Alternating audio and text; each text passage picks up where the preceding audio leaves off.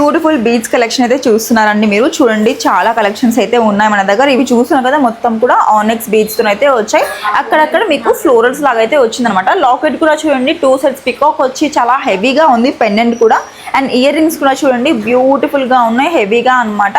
Price వచ్చేసి మీకు 5840 rupees మాత్రమే. ఇది కూడా చూడండి మొత్తం కూడా మనకి ఎమ్రాల్స్ వచ్చేసాయి. ఇయర్ రింగ్స్ కూడా బ్యూటిఫుల్ గా ఉన్నాయి.